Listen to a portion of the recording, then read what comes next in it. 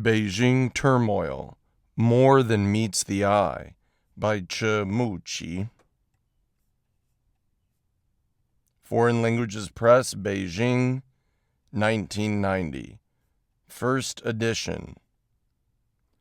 This is a detailed, authentic account of the entire course of the student unrest, turmoil, and rebellion that occurred in Beijing and other parts of China between spring and summer in 1989, some of it hitherto unknown to the public. It contains on-the-spot coverage of some of the happenings on Tiananmen Square and the streets of Beijing, and interviews given by teachers and students on university campuses, while also plotting the development of the major events. It reveals the truth about the turbulence in Shanghai and the inside story of how political forces at home and abroad got embroiled in the turmoil. A veteran journalist with 42 years of experience under his belt, the author, instead of considering each of the events as it stood, seeks to view and analyze it in its historical perspective and in light of the changing situation in the international political arena. He focuses on the lessons to be learned and the future road China is to take. Because he recounts his personal experience, the author makes clear his personal feelings, his loves and hates, his joy and sorrow. He is an intellectual who loves his country, and as such, he knows where he ought to stand. Therefore, instead of playing the disinterested observer, he presents before an international audience an overview of the world-shocking political turmoil as seen through the eye of an ordinary Chinese. Preface. Once I heard a British anecdote. During the Victorian Age in England, there was a count who, out of favor, shut himself up in a lighthouse on a desolate island, and dedicated himself to history writing. One day a fight took place below the lighthouse, the count watching the whole fight from the lighthouse. The following day, one of his friends called on him and described to him the fight of the day before. To the count's surprise, what his friend described was diametrically opposed to what he saw. He sighed with emotion. Our conclusions about one event of only yesterday, that we both eyewitnessed, are so widely divergent. Then what hope is there to see clearly the history of thousands of years ago? Upon this, he set his manuscripts on fire. This anecdote does impress us with how difficult it is to write history, but I disapprove of this English count's historical nihilism. It is natural that, due to different standpoints, two people can come to opposite conclusions about one thing. However, historical facts are, after all, historical facts. No matter how they may have been covered up, distorted, or adulterated, they will sooner or later be restored to their true features. An honest historian will at all times hold himself responsible to history, giving no thought to temporary loss or gain, honor or disgrace. Burning manuscripts can only manifest one's irresponsibility to historical truth. Between the spring and summer of 1989, a world-shaking turmoil and counter-revolutionary rebellion took place in Beijing.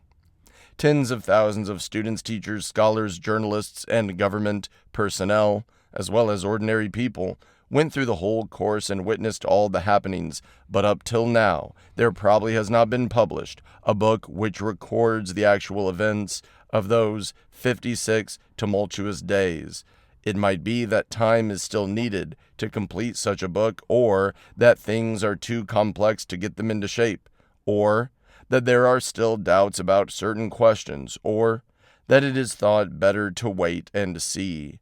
In the meantime, however, Western propagandists have been volubly telling wild tales, daubing variegated, bizarre colors on this perfectly clear picture of history. It is against this background that Mu contributes this booklet, Beijing Turmoil, More Than Meets the Eye. Not a historian, but an overage journalist, Mu has long been worn down by chronic disease and is no longer energetic, but he nonetheless bravely took up his pen to write down the historical truth that he believes should be made public. No one would ask him to write it down if he didn't, but if he did, he would probably invite trouble upon himself. Finally, he did it, having only one motive.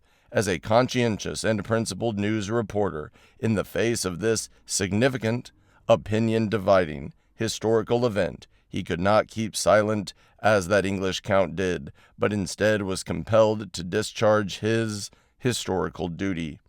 Though fully aware that his tiny voice, in the midst of the deafening clamor, cannot be loud enough to awaken the deaf, he is confident that the just voice cannot be overwhelmed, and that when history is given back its true features, this inconspicuous booklet will receive its deserved appraisal.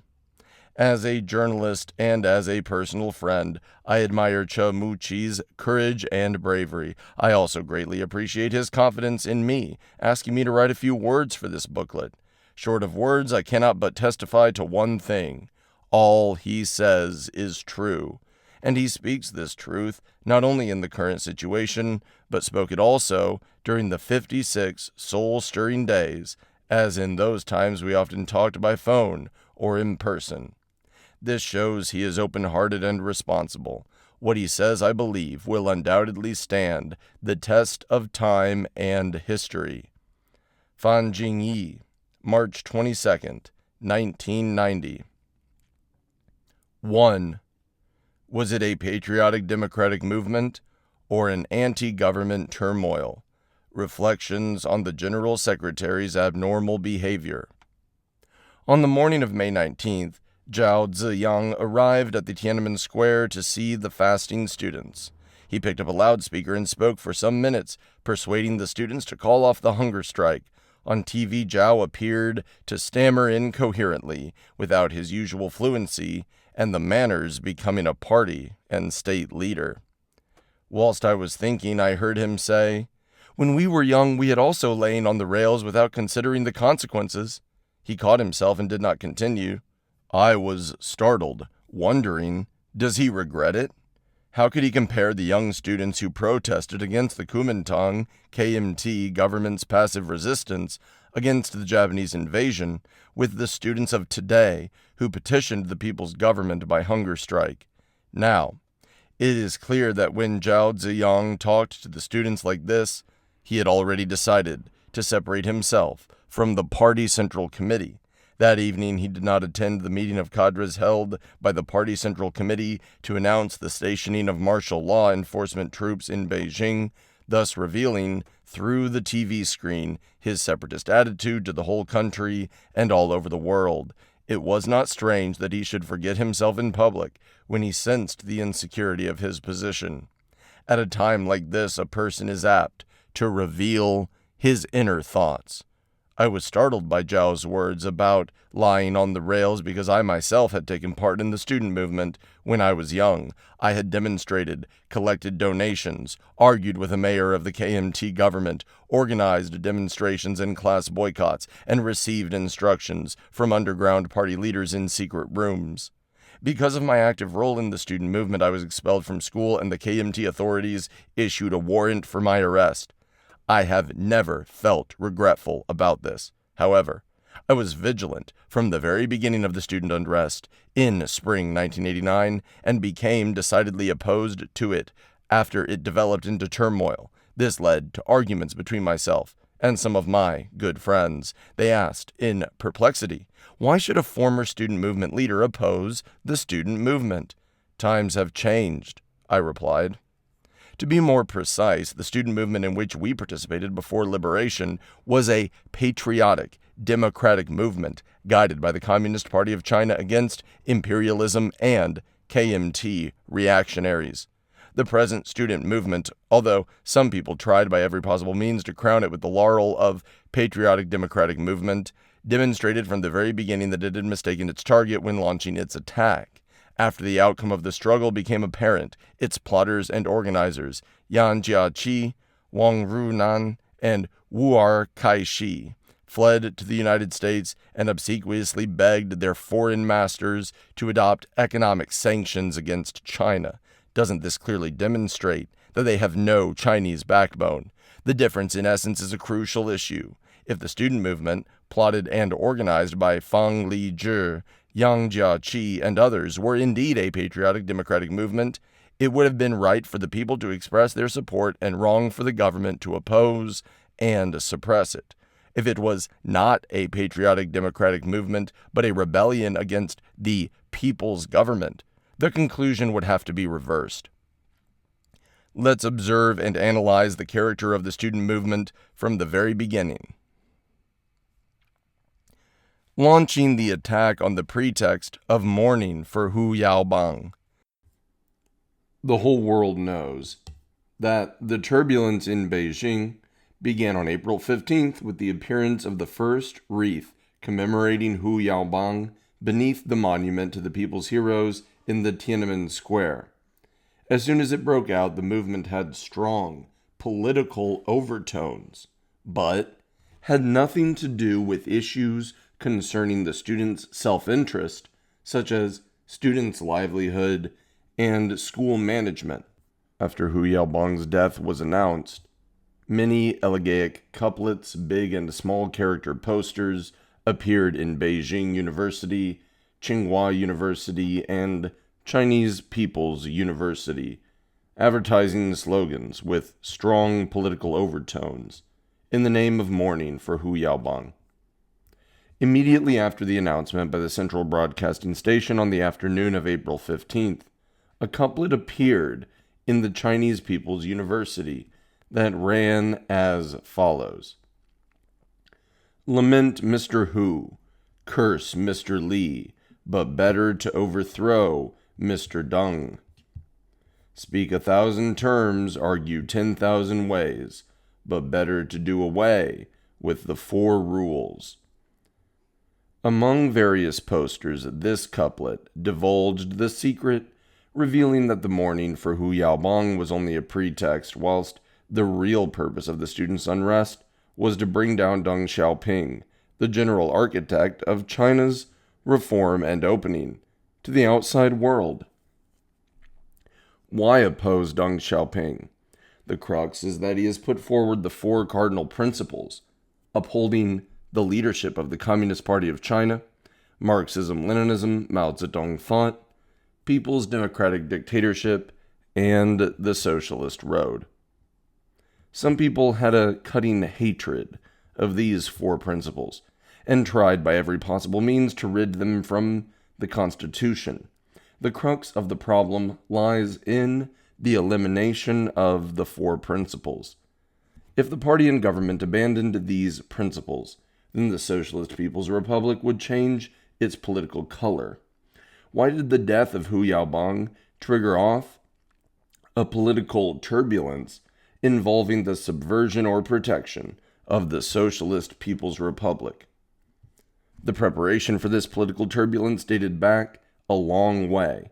It was contrived to break out on May 4th, the 70th anniversary of the May 4th movement. The death of Hu Yaobang provided the best opportunity for the conspirators and organizers. The time for the student unrest was brought forward, and Hu Yaobang's reputation among the young students was used to give impetus to the demonstrations.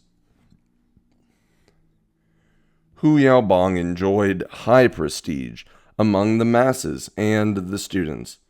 After he was reinstated in the party central committee when the Cultural Revolution ended, he did a great deal of work that gained the commendation of the party and the people.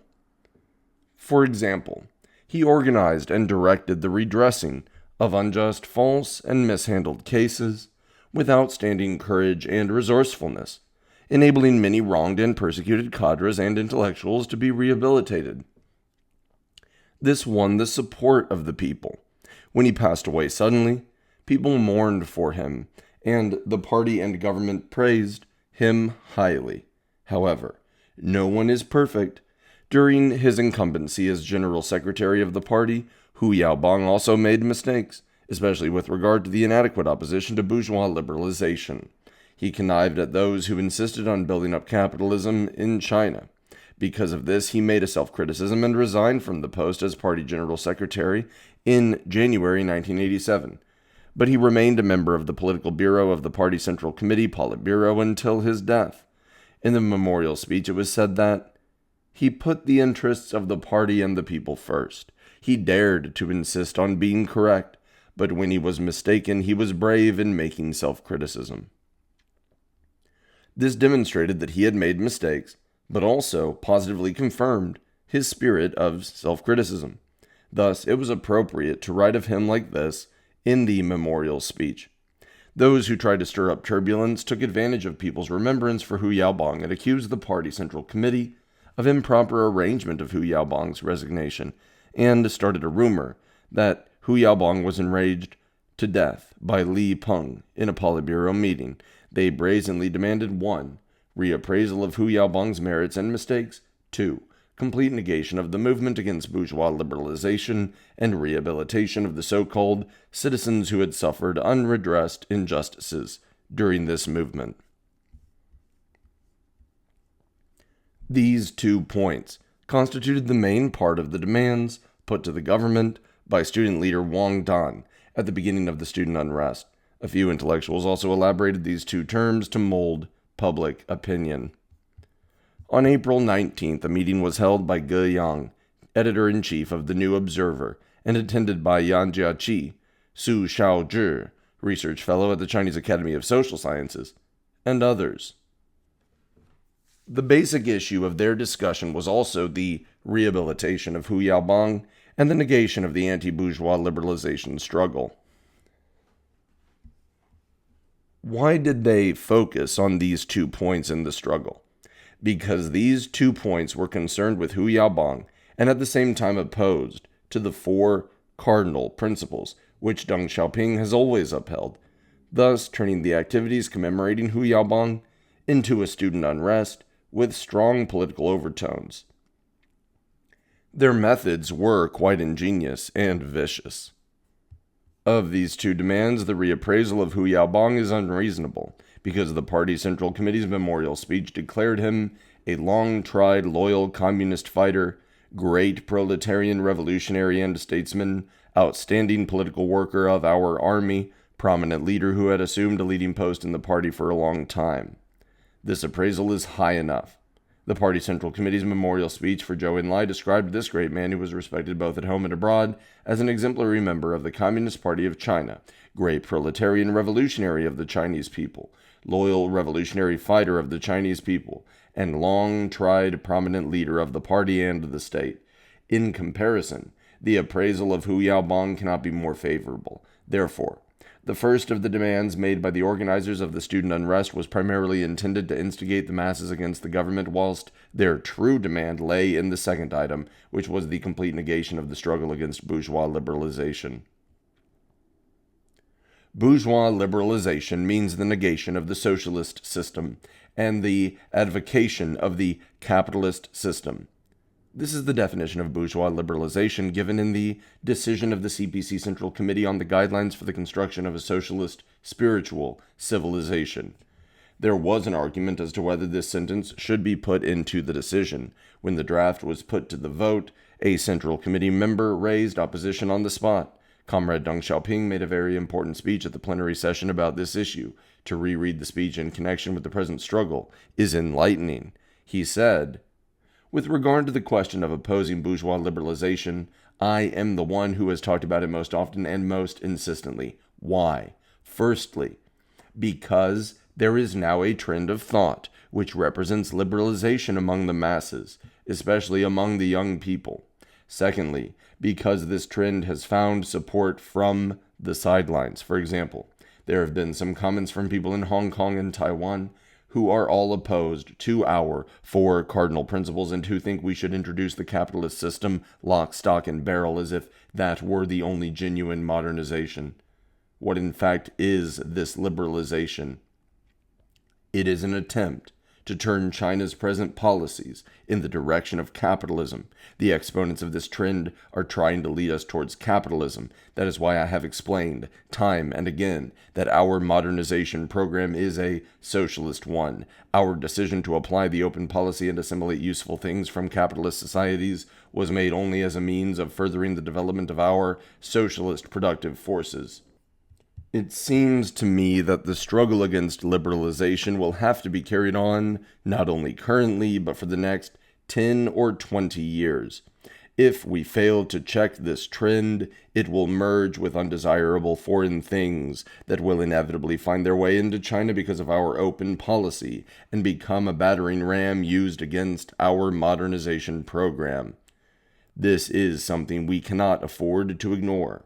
If you have read some of the comments that have been made by people in Hong Kong and by bourgeois scholars in foreign countries, you will see that most of them insist that we should liberalize or say that there are no human rights in China. These commentators oppose the very things we believe in and hope that we will change fundamentally, but we shall continue to raise problems and solve them in the light of the realities in China.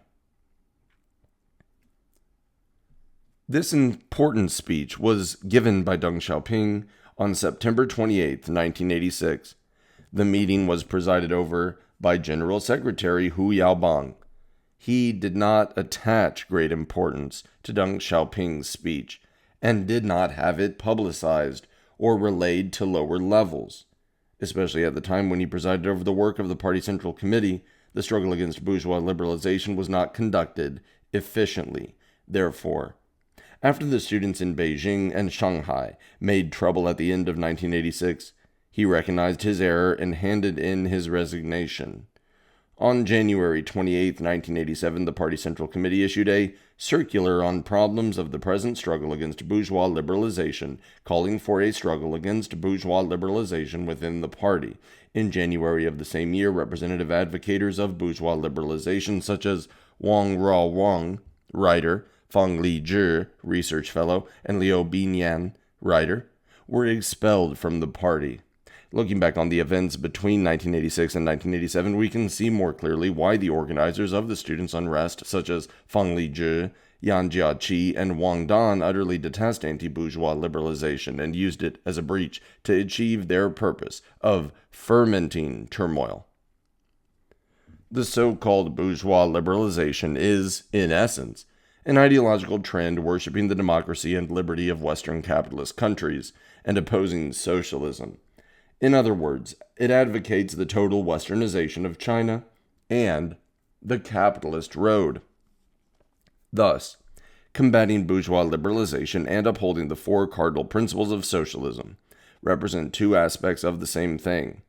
Those who uphold the four cardinal principles are bound to oppose bourgeois liberalization, and those who insist on bourgeois liberalization are bound to oppose the four cardinal principles. As early as 1986, Fang Lizhi said clearly, "China has nothing that is not backward. It should open in all directions or become totally westernized. My all-direction concept is to allow advanced cultures to pound at China from all angles. The pounding can come from every side, including economics, knowledge, political systems, ideology, and ethics. But you should not decide in advance which is best or that the four cardinal principles must be upheld. I don't see any point in upholding this or that." Therefore, it is very clear that when Fang Lizhi, Yan Jiaqi, Wang Dan, and others demanded the negation of the struggle against bourgeois liberalization and the rehabilitation of the so-called citizens with unrighted wrongs, their real target of attack was the four cardinal principles.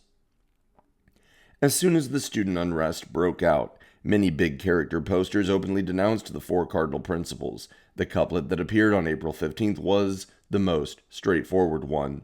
As a result, the turbulence manifested at the very beginning the acute contradiction between bourgeois liberalization and the four cardinal principles.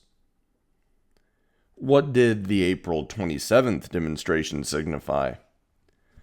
From Hu Yaobang's death on April 15th to the completion of his funeral arrangements on April 22nd, the students seized the opportunity to make trouble. This consisted not only of numerous big and small character posters, incessant demonstrations, the spread of class boycott, and the storming of Zhongnanhai, the state council seat, but also of the gathering of 100,000 people outside the Great Hall of the People, where the memorial meeting was held to ferment disturbance. the development of the situation became more and more worrying. On April 26th, the People's Daily published a timely editorial entitled, "Take a Clear-Cut Stand Against Turmoil," clearly pointing out that this was a political turmoil. It later became known that this editorial reflected the opinion of the members of the Standing Committee of the Party Central Committee Politburo and Deng Xiaoping towards the student unrest.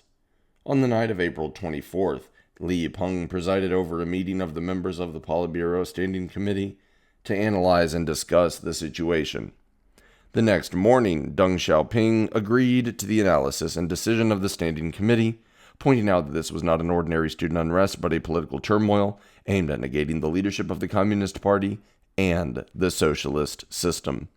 When the editorial was published, the students misunderstood it and thought that the government was accusing the students of creating turmoil, whilst what it in fact said was that a handful of people were making use of the students to stir up turmoil. But this handful of people had understood it. Now that the government had drawn attention to their true anti-party, anti-socialist nature, they changed their slogans strategically and toned down their political tone in order to win over the masses. On April 27th, 30,000 Beijing college students launched a successful demonstration. When I went to work that morning, I saw many public security personnel at major crossroads. Although they were all barehanded without even police truncheons, I felt a tense atmosphere. I heard that the day before, the university leaders and teachers had all tried to persuade the students not to take to the streets. I secretly hoped that they would be persuaded and would not go out onto the streets so as to prevent a clash with the police. Sitting in my office, I was unable to calm down since I was worried about a possible clash between the students and the police, which would only serve to exacerbate the situation. Later on, I heard noises coming from the street and could not help walking to the gate to watch. I saw rows of policemen blocking the street corner. But when the students arrived and charged at the police, they could not bear the weight and gave way without fighting. The contingents of marchers were very well organized, with pickets joined hand in hand to maintain order. What surprised me was the consistency of the slogans, including "Support the Communist Party," "Support Socialism," "Oppose Corruption," and "Down with Official Profiteering." The April 27th student demonstration was undoubtedly a great success for its plotters and organizers. With false slogans, it gained the sympathy and recognition of vast numbers of students and Beijing residents. I heard some colleagues say, "Look how lovely the students are. They have shouted out slogans against official profiteering and corruption. We have made criticisms time and again to no avail. Now that this students' agitation has taken place, the government should pay attention at last." I did not agree to their naive view and advised them not to view the problem so simply.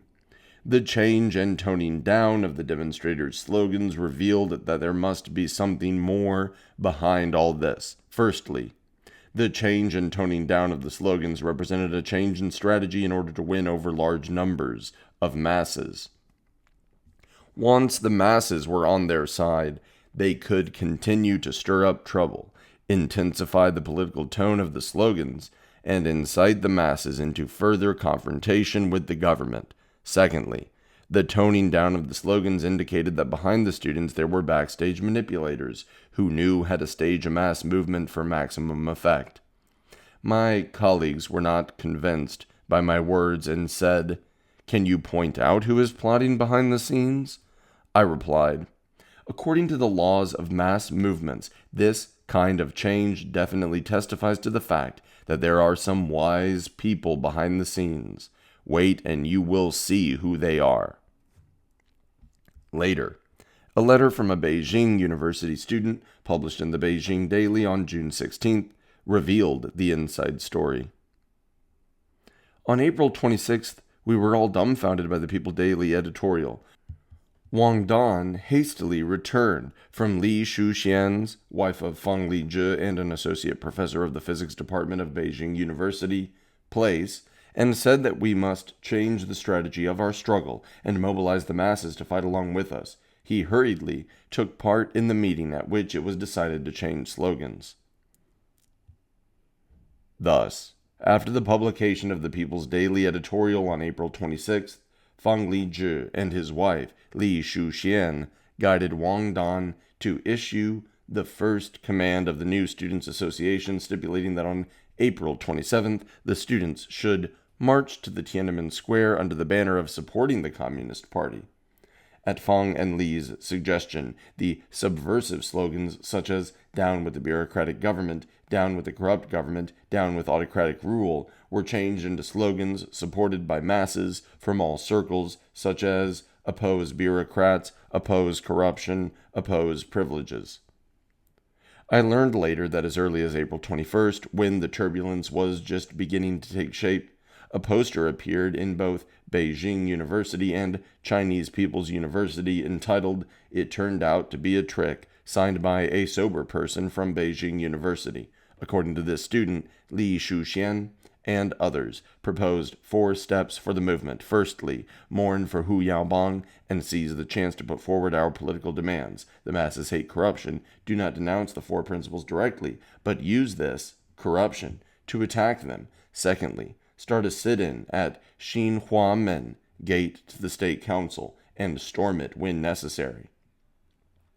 If the police dare to intervene, that means they will beat people. Only then can we win sympathy, especially the girl students who have soft hearts. If we say that the police beat only girl students, this will arouse the sense of manliness in the boy students. Thirdly, ask to participate in the memorial meeting. Many people have the same wish, so the event can be magnified and extended to the whole country. Fourthly, the climax will be reached on May 4th. The subsequent developments were just as Fang Lizhi, Li Shuxian, and their accomplices had planned, except that there was no climax on May 4th. Later, therefore, the hunger strike was organized. The slogans against corruption were only a pretense. Before April 27th, the slogans which appeared on campuses and were used by the demonstrators, such as "Abolish the 4 cardinal principles," "Completely negate anti-bourgeois liberalization," "He who should live has died, but he who should die lives on," "Dismiss the incompetent government," "Overthrow the autocrat," and "Abolish the Communist Party," "Establish a multi-party system," reflected the true intentions of the plotters of the student unrest, but failed to arouse much response or consensus from the masses. On April 27th, they changed their strategy and put forward slogans with "Oppose official profiteering," "Oppose corruption," "Oppose bureaucrats" as the keynote, which immediately appealed to the common aspirations of the people. Many good-hearted people sympathized with the students just because this demonstration used the slogans of "Oppose official profiteering," "Oppose corruption," "Oppose bureaucrats." Actually, the party and the government had pointed out from the very beginning that these slogans and demands conformed to what they advocated. The students did not use these slogans after May 4th. The April 26th People's Daily editorial points out, "The mass of students sincerely hope to overcome corruption and promote democracy, which is in line with the hopes of the party and the government." When Li Peng met representatives of the striking students on May 18th, he said, "We have been affirming the students' patriotic enthusiasm, and many things you've done are right. Many questions you have raised are just the issues that the government hopes to deal with. Frankly speaking, you have actually helped the government to a certain degree in its efforts towards solving these problems." At the meeting of cadres from the party, government, and army organs on May 19th, Li Peng said more clearly, "We shall give a definite reply to the demands put forward by the students. We shall listen to and accept their reasonable criticism and proposals, such as punishing official profiteers, overcoming corruption, and getting rid of bureaucracy, so as to improve the work of the party and the government." On May 21st, in a letter to Beijing residents, the headquarters of the martial law enforcement troops pointed out, "The enforcement of martial law aims only at maintaining security in the capital and restoring order. It is not directed at the patriotic students. The People's Liberation Army definitely support the demands of the masses to punish official profiteers, oppose corruption, and promote socialist democracy and law. It is in order to create a social environment in which we can realize these demands that we are enforcing martial law to restore social order in the capital. On June 6th, after the riot was put down, State Council spokesman Yuan Mu still said at a press conference, the government will seriously consider the suggestions put forward by people of various circles, including young students, on punishing official profiteers, overcoming corruption, promoting democracy and other issues, and is open to suggestions from people from all walks of life through dialogues. The government has always expressed consent and acceptance of the demands of the mass of young students, such as punishing official profiteers, overcoming corruption, and promoting socialist democracy. So why had there been class boycotts, a hunger strike, sit-ins, demonstrations, the occupation of the Tiananmen Square, the storming of Zhongnan High, and Xinhuamen, in wave upon wave, creating more and more confusion and putting bigger and bigger pressure on the government? This indicated that their true intention all along did not lie there, but that they had other motives. Some people of the People's Daily opposed the April 26th editorial. Attitude towards the April 26th People's Daily editorial was for a long time the touchstone of whether one was on the side of the government or on that of the students. Those who opposed the editorial regarded the student unrest as a great patriotic democratic movement, whereas those who supported it thought that the student unrest had developed into political turmoil. These two completely different viewpoints were diametrically opposed to each other. A brief incident I experienced personally demonstrated how intense the confrontation was. On the sixth day of the hunger strike at Tiananmen Square, there appeared on the front page in the May 18th People's Daily a bold headline. Over 1 million people in the capital demonstrated to express their support for the striking university students. Strongly demand immediate dialogue to save lives and the country. On the second page, a large photo showed a contingent of demonstrators with a banner that identified them as reporters of the People's Daily, carrying a slogan, "Oppose the April 26th editorial." I was astonished when I saw it. Had the People's Daily, the official newspaper of the Party Central Committee, changed its coat? I could not help flying into a rage. My son was a lecturer at the Beijing Broadcasting College. He was also furious at the abnormal behavior of the People's Daily and walked up and down the room. He suddenly said, "Question them by telephone." I immediately agreed. Good. See what they have to say. Why were we so worried and angry? We felt relieved when the demonstration of 30,000 students on April 27th did not result in conflict. We thought the dialogue on April 29th between State Council spokesman Yuan Mu and 40 college students had produced a very good effect. The number of demonstrators on May 4th was vastly less than that on April 27th, and at the end of the parade, the students declared that they would resume classes. Later, about 80% of the boycotting students resumed classes, and the situation took a favorable turn.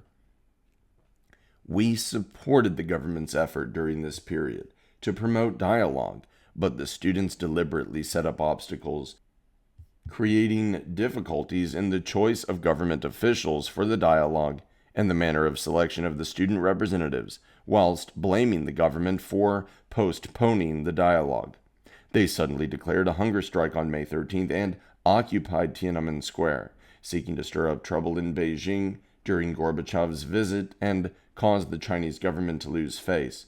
After the students went on the hunger strike, some leading figures in the press, intellectual, and cultural circles took the field in person, demonstrating to express their support. The People's Daily, on the pretext of objectively reporting the student unrest, took the stand of actively supporting the hunger strike and published one article after another about demonstrations of people from various circles in support of the students, with the result that at the time people mistakenly believed that the party and the government supported the striking students and got the impression that not going out onto the streets could be equated with not loving the country, and not expressing support meant that one was a cold-blooded animal. At this critical juncture, the People's Daily lost its political stand and went over to the side of those who were against the government, producing a very bad influence. I felt sure that one could no longer discover the opinion of the Party Central Committee in this official newspaper of the Party Central Committee. The May 18th issue of the People's Daily was very incisive. Even some reporters of the People's Daily went out to support the hunger strikers. So let us all go out onto the streets. This is why both my son and I burst into a rage after reading it. My son dialed the general editing office of the People's Daily, and a young man answered the phone. Following is their tit-for-tat dialogue on the telephone.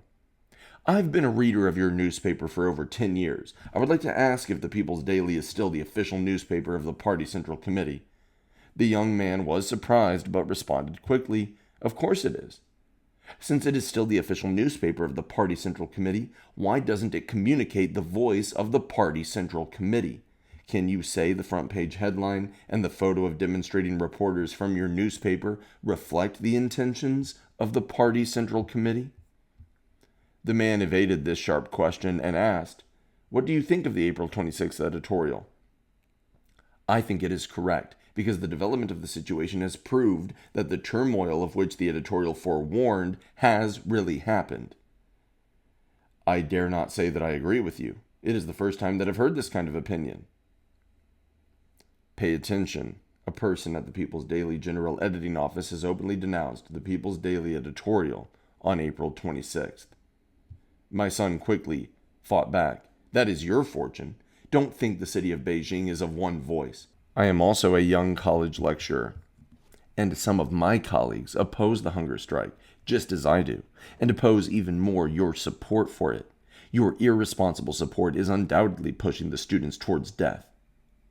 "May I ask which college you are from?" "That is of no importance. I tell you, I will preserve this newspaper, and history will prove that you are wrong."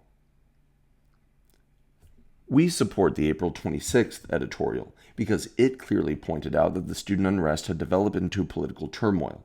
We feel deeply that the 10 years turmoil of the Cultural Revolution has widened the gap between China and the advanced countries of the world, and we feel that the most important issue for China today is to maintain political stability so as to carry out construction and improve people's lives.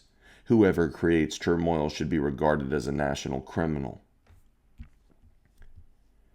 The change of slogans revealed clear intentions. Whether this turbulence can be viewed as a patriotic movement or as political turmoil may be decided according to its slogans, activities, and the kind of political control and influence it received. In the previous chapter, we have already mentioned the slogans raised by the students in the early period of the student movement. After the publishing of the April 26th editorial of the People's Daily, they changed their main slogan to "Opposing Corruption, Official Profiteers, and Bureaucracy." But this slogan did not represent the instigators' real intentions. Rather, they served as a foil. After May 4th, they did not even mention this slogan and made two demands of the government. The first was for the government to negate the April 26th editorial and admit that the students' movement was a great patriotic movement. The second was for the government to recognize those mass organizations which had come into being during the student movement. To tell the truth, at that time, I was worried that the government would make concessions on these two questions. It was obvious that if the April 26th editorial was negated, it would mean that the illegal actions of the students, incited by a few people, were legal. If this was so, how could the government continue to lead the country and to manage state affairs, since the illegal organizations of the Autonomous Union of University Students and the Autonomous Union of Workers represented those political forces which were against the present government? The Autonomous Union of University Students grew out of the Preparatory Committee of the United Students' Union of Beijing University. In the evening of April 19th, Wang Dan presided over the 16th Democratic Salon and passed on the opinions of Jing Guangtao, Senior Research Fellow of the Chinese Academy of Sciences, an idol of the students. The unorganized strength of the students should be organized to shake and destroy the existing organization of the Chinese Communist Party. The Preparatory Committee of the United Students' Union of Beijing University was established then and there. The second day, the Standing Committee of the Preparatory Committee called a meeting joined by more than 300 students from universities and colleges in Beijing to discuss the setting up of a union of university students. On April 23rd, a temporary union of university students of Beijing was established, and on April 28th, the Autonomous Union of University Students was formally named. The Autonomous Union of University Students had a clear political program from its very inception. Its short-term aim was to establish a temporary government with representatives from the Autonomous Union of University Students and all circles of society, and its ultimate goal was to establish a Western-style bourgeois republic. The Autonomous Union of University Students represented the embryonic form of an opposition party. If it had been accepted, it would have meant that an opposition party was legal. After martial law was imposed on some sections of Beijing on May 20th, the students' slogans were concentrated on "Down with the bogus government of Li Peng." They called the government, approved by the National People's Congress according to the Constitution and headed by Premier Li Peng, a bogus government, and wanted to overthrow it. So it is obvious that they wanted to subvert the present legal government.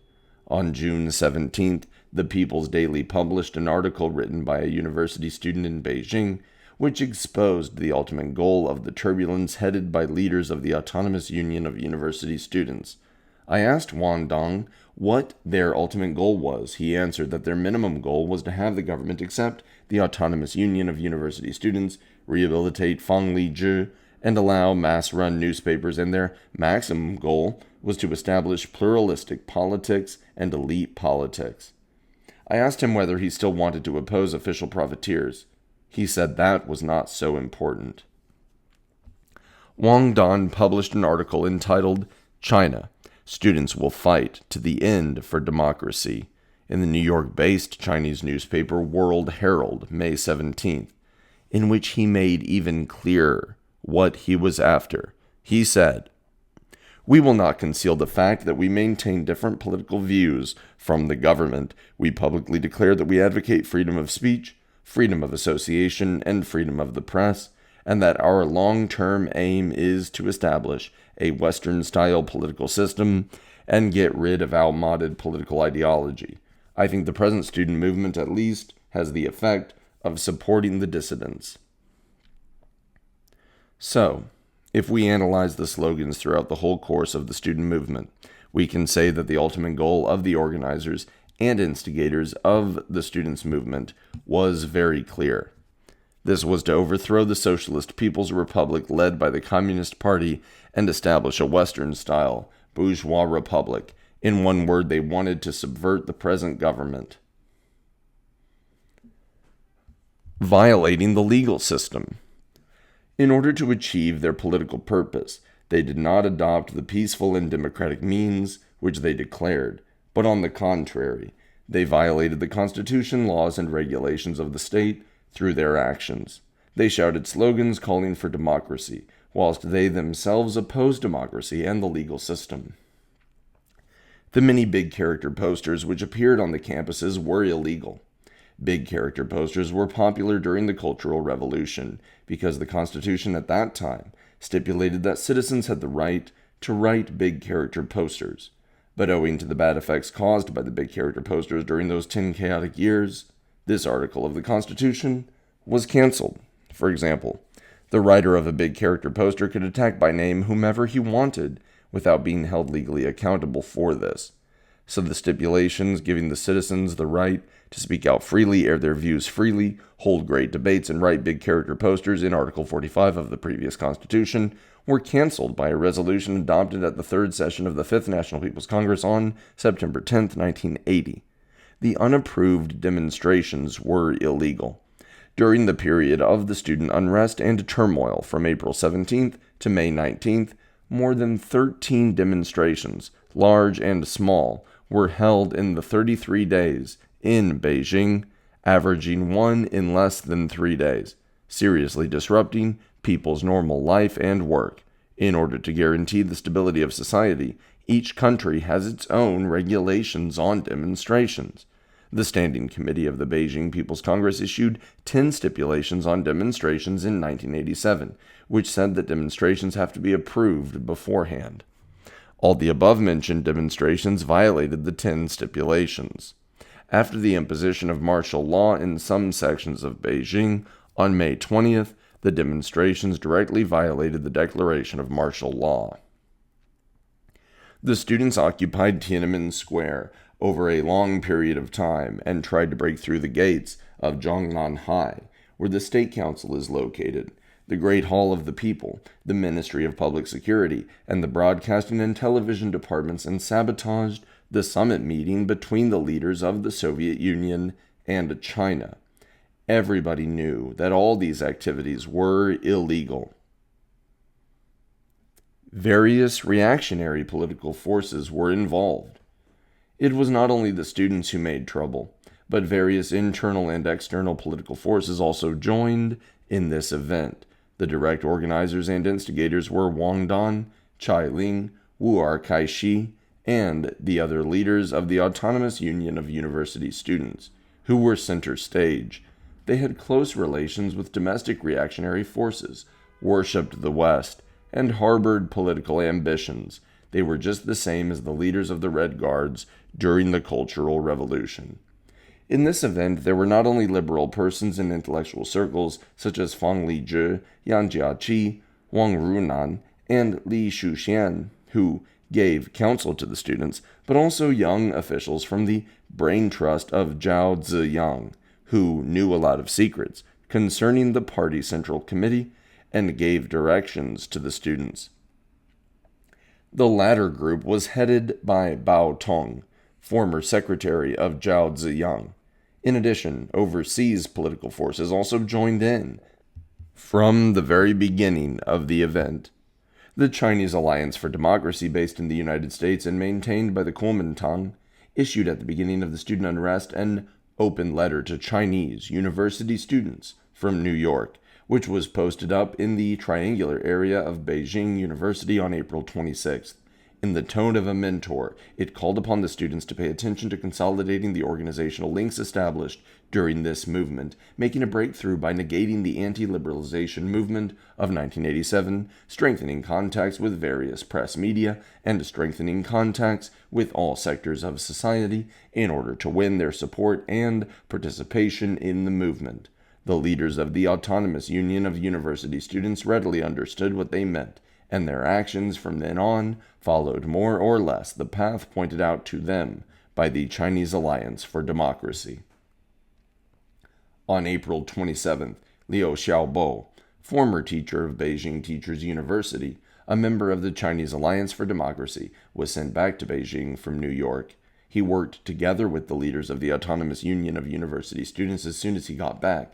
He not only drafted declarations and programs, but also counseled the student leaders. Finally, when he failed to organize a hunger strike by 1,000 to 5,000 intellectuals, he went on a time-limited hunger strike with 3 other persons.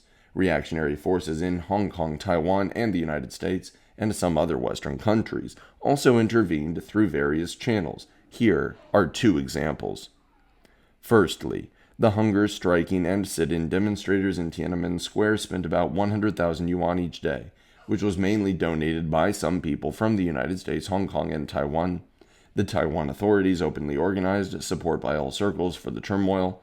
Chiang Wei-kuo, son of Chiang Kai-shek, initiated sending a loving heart to Tiananmen and took the lead in donating NT $100,000. Li Changyi, member of the Kuomintang Central Executive Committee, started a donation movement for NT $100 million to set up the Foundation for Supporting the Democratic Movement on the mainland. Some people in Hong Kong collected donations from among the citizens in the name of supporting the hunger strike and declared the amassing of Hong Kong $30 million, which were taken to Beijing in batches. On May 28th, for example, the Hong Kong support group came to Beijing and delivered US $650,000 and Hong Kong $2 million to the students at Tiananmen Square. The reactionary forces overseas provided them not only with a large amount of money, but all kinds of material and equipment, such as walkie-talkies, broadcasting equipment, and tents, to back up the students in fighting a protracted war. The donations totaled more than $1 million and tens of millions of Hong Kong dollars. Secondly, after the suppression of the rebellion, Yan Jiaqi, Wu Erkai-shi, Wan Runan, and some others fled from China by a route which had been planned beforehand by some people in Hong Kong and Taiwan. They are now sheltered by some people in France, the United States, and Hong Kong to continue their activities abroad against the Chinese government. So from this we can clearly see that the overseas reactionary forces have also participated in the event. From an analysis of its entire process, its slogans and demands, and the means it had adopted, I am convinced that the student movement which began in April was not a patriotic movement, but political turmoil with a distinct reactionary political aim. It violated the principles of democracy and the Chinese legal system and was controlled by various reactionary forces, both at home and abroad. The April 26th editorial of the People's Daily was correct in determining the turbulent character of the student movement. End of Chapter 1.